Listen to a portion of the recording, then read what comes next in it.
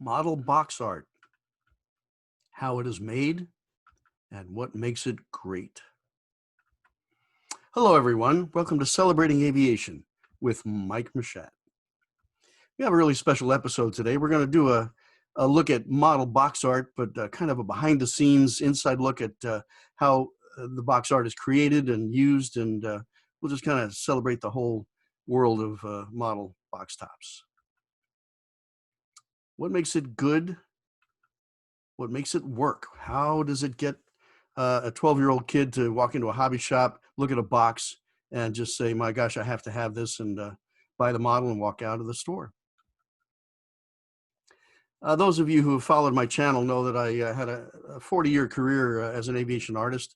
I literally made 100% of my income illustrating aircraft for the McDonnell Douglas Corporation, and then in my own freelance business. And so I've been doing airplanes really the better part of my life.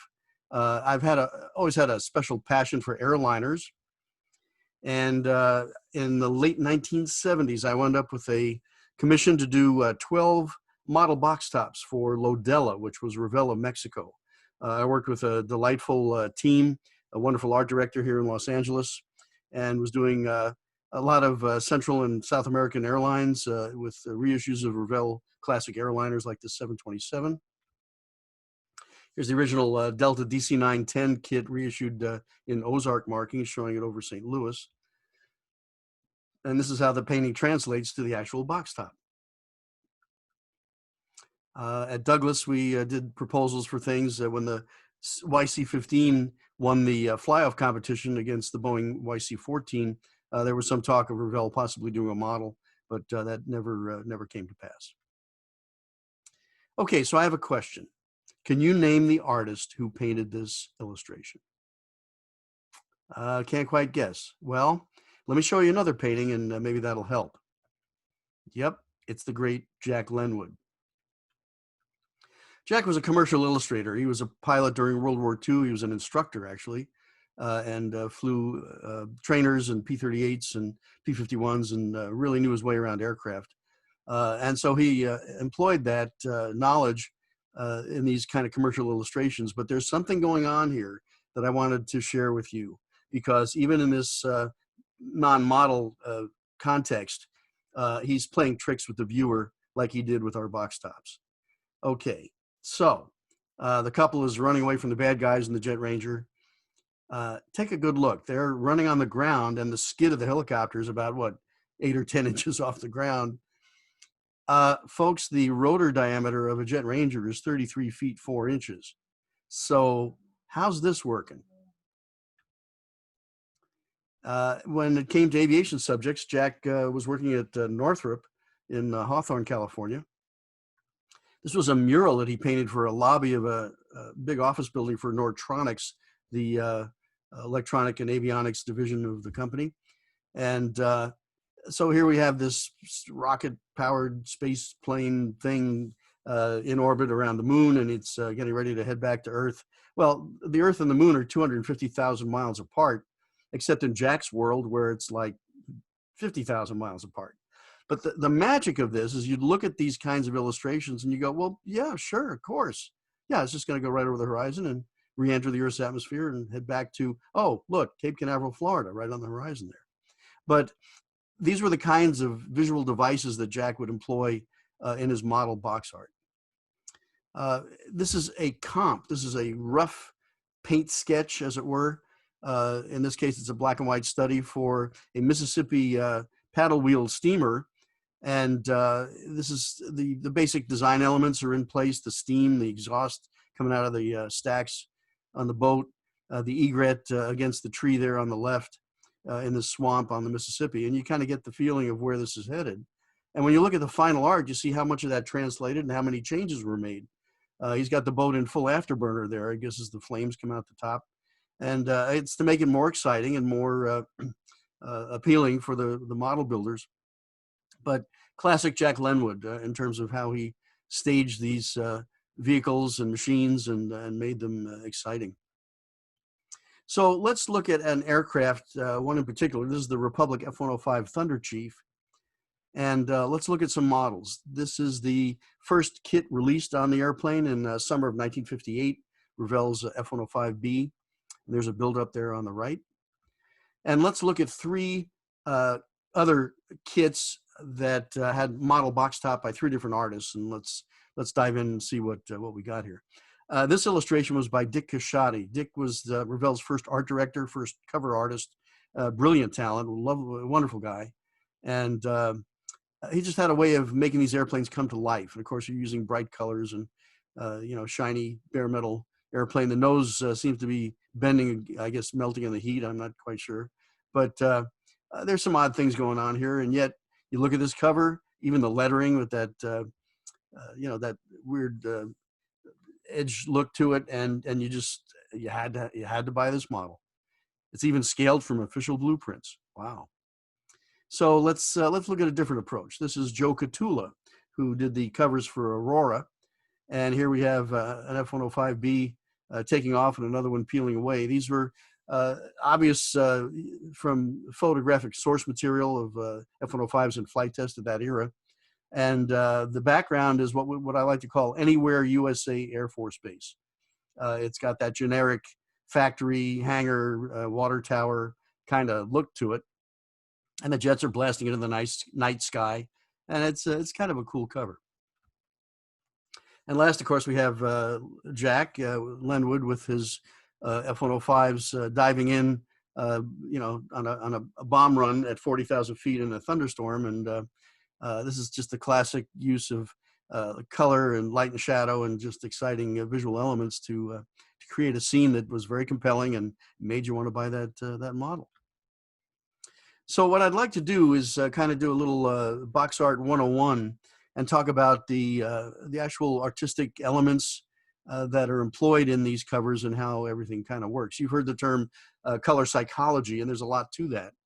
And the primary colors were always used for toys for younger kids, and it just was an exciting thing for the younger kids to see. So let me see, red, yellow, and blue. I'm trying to think of something that I could use as an example. Oh, how about this? Yeah. Believe it or not, every single model company logo, Revell, Monogram, Aurora, Lindbergh, they all use red, yellow, and blue. So speaking of Lindbergh, here's a Ray Gardkey airbrush of the Douglas XF4D Skyray, and you've got the red and you've got the blue. How would they add the yellow to it? Well, it would be the lettering. And so when you see the cover, here are those three primary colors working their magic for you. The other aspect is how the aircraft are presented in that horizontal frame of reference. In other words, a horizontal item in a horizontal frame connotes calm, restful, peaceful, just relaxing, kind of like what you would feel cruising in an airliner high above the clouds, like this Eastern Connie in the Casciati rendering for the Revell kit. One of my favorite covers, just beautiful. Vertical elements connote strength and power. So when you look at a vertical box, I mean, how could you not want to buy this model? It's got action, press the trigger, drop the weapon pod, probably on your sister's head. And oh gosh, look at that airplane climbing into the heavens, and just very compelling. Again, very successful use of visual elements to tell the story. And oh, look at those primary colors. Last, we have diagonal elements. This is where the airplane is staged at an angle to give it action and excitement, kind of like this. This is Jack's illustration on a supersonic gift set of 3 Revell fighters. You would never see an F-104 and 2 Navy jets in formation, but that's okay because those were the models in the box. And I want to call your attention to the use of yellow. There's an awful lot of yellow in the 1950s covers. And the reason is it's exciting, it attracts your eye.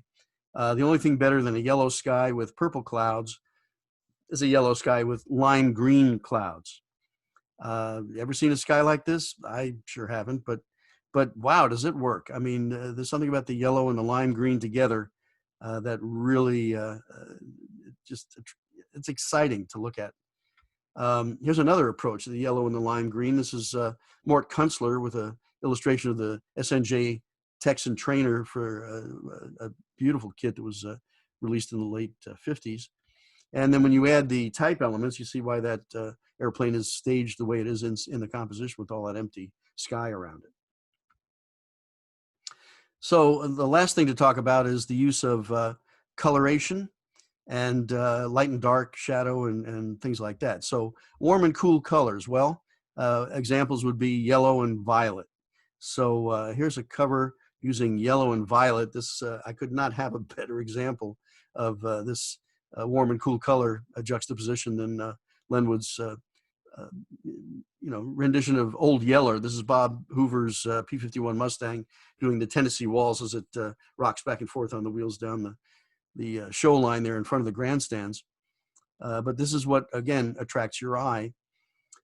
Here we have cool and warm, but a much more subtle aspect. It's dark blue with dark brown.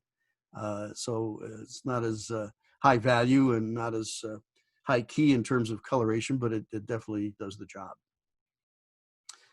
Second is light and dark elements, the use of light and dark shadow to pop airplanes out of the background, like this Yak 25 done by George Okamoto.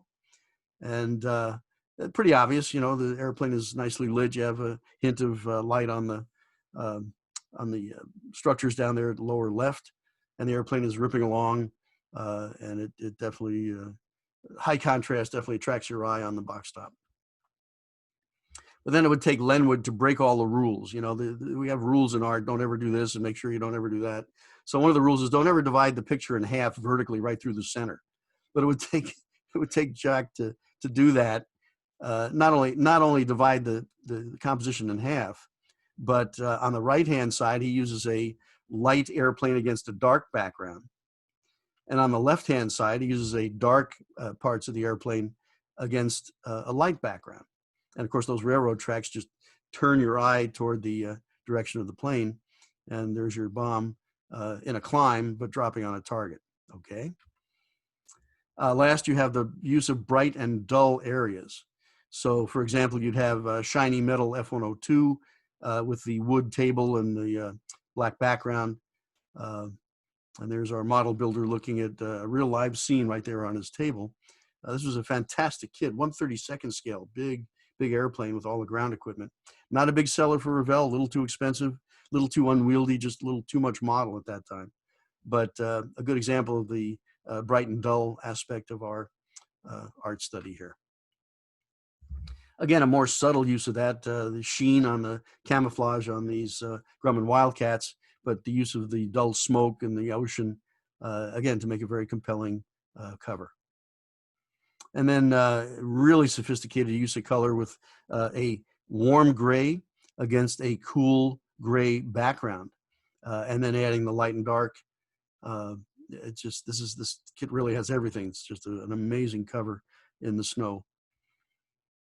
And then I want to talk about this. This is the PB-4Y Navy version of the consolidated B-24 bomber. And this is one of Jack's, just a stunning cover with the, strike on a German sub in the English Channel. But there's more to it than that. Aside from all the coloration and the things we just discussed, there's the humanity of this in terms of the crew. In other words, the bomber has 3 crew members. You have a nose gunner, the pilot, and co-pilot. And then look down at the conning tower on the sub. You have 3 crew members, the 2 gunners and the captain up there, and they're looking up at the plane. And that connection of the humanity it's almost a subliminal message in the cover, but it really works. And the last piece of the puzzle here is the use of the side panels and the end panel, which really become part of the total design. On this Leynnwood cover, the MiG-21, on that bottom panel there, you see the engine, the cockpit, the landing gear, all the operating features of the model, and that is used to, again, for enhancing the marketing, and that makes the total package. This is called a box wrap, and it's a thin, glossy sheet of paper that is literally wrapped around the hard cardboard box to make the final kit. So is there something we saw here that I would consider to be the best of the best? And the answer is yes. This is my vote for probably one of, if not the most effective covers, especially ever done in Jack's repertoire of more than 600 box tops for Revell and Aurora. Oddly enough, this is his very first one in 1956. But all the elements we just talked about, light and dark, cool and warm, bright and dull, the vertical, diagonal, horizontal, all are operating at full tilt in this cover. To me, this is fine art. If it was up to me, I'd have this, just what you see here, enlarged and framed and hung over the couch in our living room. I'm sure my wife would understand. And on the right half, you've got a really good example of some of the things we were just covering. How many diagonals can you see in this part of the cover? Well, there's 22.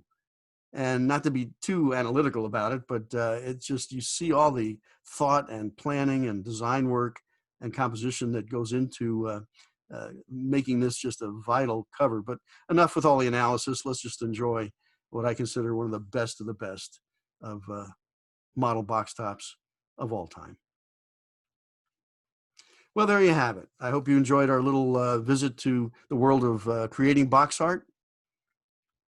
And thank you very much for celebrating aviation with Mike Machat. As always, I'd like to thank some very special people. These are the folks here in LA that I call my model family. These folks have been doing the model shows going back to the mid-1970s, and kindred spirits, and we really enjoy sharing the world of models together. I would also like to say special thanks to Mr. Sean Day. Sean was an artist and marketing specialist there at Revell. And is a dear friend, and really has given me some very detailed insights into how the company operated and what was happening. And to the great Jack Leynnwood, a dear friend also. I met him through the Society of Illustrators of Los Angeles, and he was a big influence on my life. Really, my first art teacher before I'd ever met him, just looking at those covers. Finally, a special shout out to Max of Max's Models, one of the greatest model channels on YouTube. Feel free to go over there and visit him. A really good guy. Thank you very much for visiting us today. And if you enjoy the channel, feel free to subscribe. Hit that 707 there at lower right. We'd love to have you on board. See you next time.